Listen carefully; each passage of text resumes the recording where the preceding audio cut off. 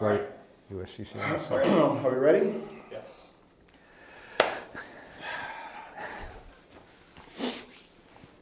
You can tell me, say, by the way, this is round 2 for today. By the way, this is round 2 for today. We actually spent about 2 hours making a lot of content, and our cameraman was gracious enough to delete that and said, you know what, guys, I know that you can do better. So here we are, and we're going to do that. So bear in mind that everything that we're going to be talking about has actually already been done before, but that's okay. Listen, everything in life does not always work out perfectly, and sometimes you have to do a do-over. But in cases of EDC, whether we're talking about knives, we're talking about firearms, you don't necessarily always have the opportunity to do that over. So what we're going to be talking about today is not necessarily focusing on the firearm, but focusing on the aspect of knives, specifically how to select a proper knife, how to place that knife on your person for EDC, and then how to utilize that knife.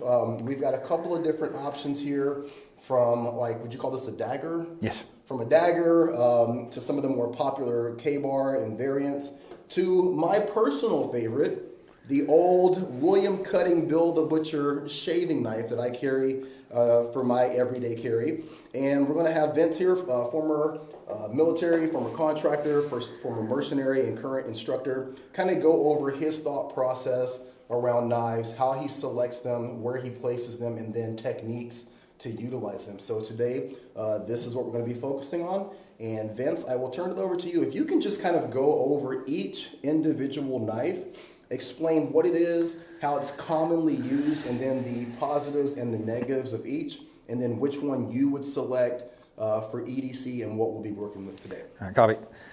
So something of this nature, of course, as a trainer, fake blade. I need you here in a second because we're going to be talking about the back end of these and why you don't want to get those knives with the glass breakers on the end. Now this one is more of that soldier, service member style, bigger, fixed blade.